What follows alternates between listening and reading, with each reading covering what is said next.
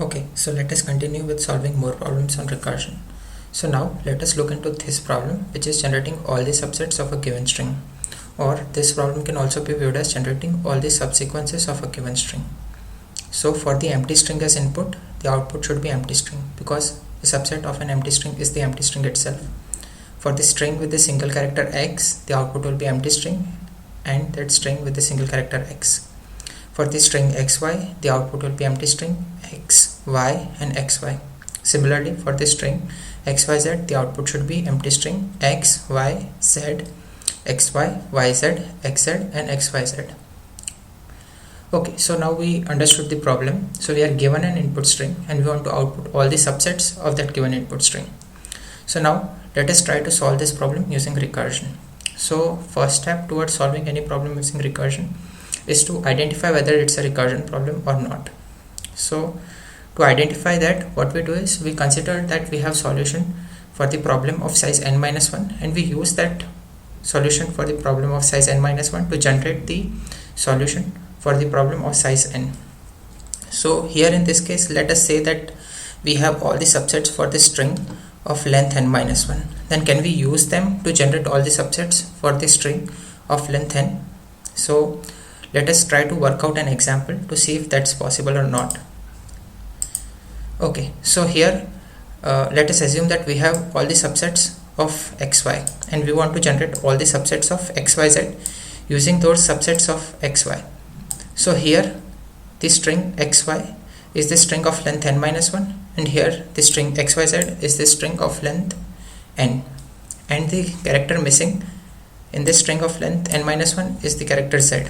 So what we do is, for each of the subsets in the in this set, that is for each of the subsets of xy, what we do is we pick each of that subset and we either append nothing to it or that missing character to it, and we do that for all the subsets of the xy. So here for this empty string, we either append nothing to it or that missing character z to it. For this second subset, which is x, we either append nothing to it, then we'll get x, and second cases will append z to it. In that case we'll get xz, and so on. If we keep on doing for each of the subsets of xy, then we'll get the subset of xyz. Okay, so basically we have used the subsets of xy to generate the subsets of xyz. So basically we can use the smaller subproblem to solve the larger problem, and hence this problem can be solved using recursion. Okay, so we have identified that it's a recursion problem. So answer is yes, it's a recursion problem, and yeah, we can solve it using recursion. So now second step is to draw the recursion tree for it for any small input string. So again, I have already drawn the recursion tree for the input string xyz.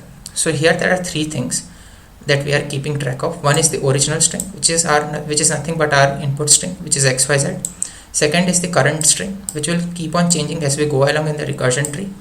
And the third thing is the index variable I, which denotes which character we are currently processing.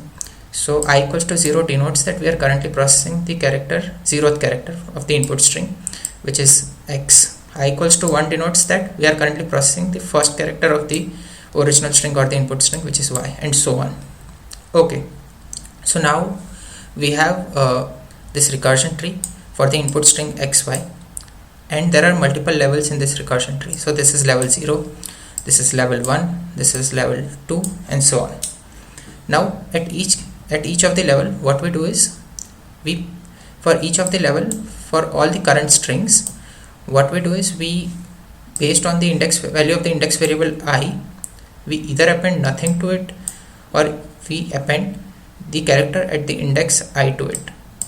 So for all the current string at the particular level, based on the value of index variable I, we either append nothing to that current string or append the value or we append the character which is at position I to that current input string. So here the current string is empty, so if we append nothing to it, it will be empty string. If we append the character at index I, which is at the index 1, then it will be y. Similarly for this case, the current input string is x. If we append nothing to it, it will be x itself. If we append the character at index 1, which is y, to it, then it will be xy. Similarly here, in this case at the level 2 for this current string, the value of the index variable is 2. So if we append nothing to it, we append nothing to the current string, then it will be xy. If we append the character at the index 2, which is z, to it, then it will be xyz. And we do this thing for all the we do this thing for all the current string at that particular level. So if we do that, then we'll get this recursion tree.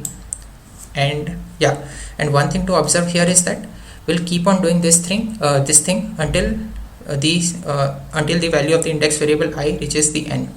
So when the value of the index variable I reaches the n, which is 3 in this case, we say that we have processed all the characters, right? Because for the string of size n, the value of the index variable I, or for the string of size n, the value of the index variable I can go from 0 to n minus 1, right? Because in the string of size n, there are n characters, and the value of the index variable I can go from 0 to n minus 1. And when we reach n, we can say that we have processed all the characters, and we have hit the base case in that case. So when I equals to 3, we'll return from all the recursive calls here, here, here, and so on. Okay, so this is the recursion tree. So idea is simple. At each and every level of the recursion tree, what we do is, based on the value of the current string and based on the value of the current index variable I, we either append nothing to it, or the character at the index or the character at the index I to it. Okay, so we saw how we can draw the recursion tree for this problem. Now let us move ahead and try to identify and write the function template for this problem. So here I have named the function as subsets, and its return type is void, because we'll print all the subsets for the given input string inside the function itself, and it will return, and this function will return nothing, and hence the return type is void. And it takes 3 arguments. One is original string, second is current string, and third is the index variable I. And this is aligned with our discussion while drawing the recursion tree, right? Original string, current string, and the index variable I. Now we have written the function template. So let us move ahead and let us identify and write the recursive calls. So for each and every value of the current string, we make 2 recursive calls, right? Which are shown here and here.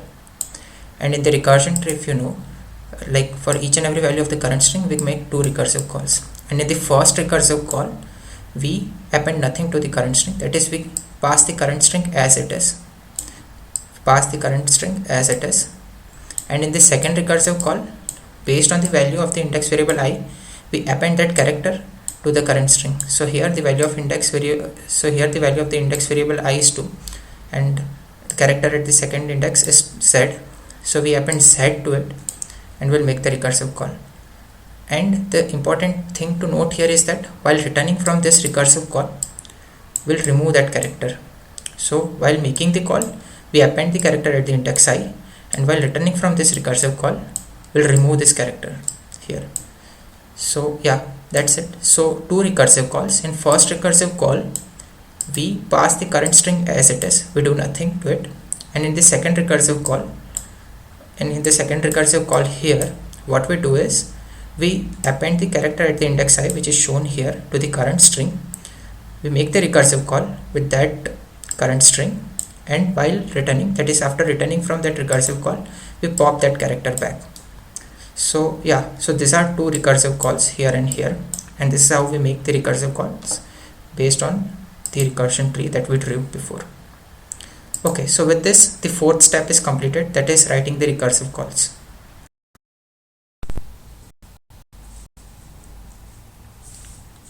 Okay, so we identified and wrote the recursive calls for this problem.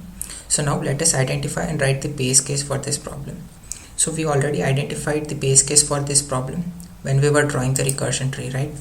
So we hit the base case when the value of this index variable I reaches the size of the original string. So here the size of the original string is 3, and when the value of the index variable I reaches the size of the original string, which is 3 here, when I equals to 3 here, what we do is, for all these cases, when I is 3 here, what we do is, we print the current string, and then we return from that recursive call. Similarly here, we'll print the current string, which is z, and we'll return from this recursive call, and so on. Okay, so that is what is exactly done here which is written here in the base case, when value of the index variable I reaches the size of the original string, will print the current string and will return from that recursive call. And one thing to observe here is that this return is important, otherwise what will happen is that we'll keep on making the recursive calls further, and this might lead to infinite recursive call or segmentation fault. Okay, so with this entire function subset is complete. We have written the recursive calls, we have written the base case, and now we can write the main function and call this function subsets from it to verify whether it's working properly or not with the multiple input strings. Okay, so with this I'll end the video here. See you in the next video.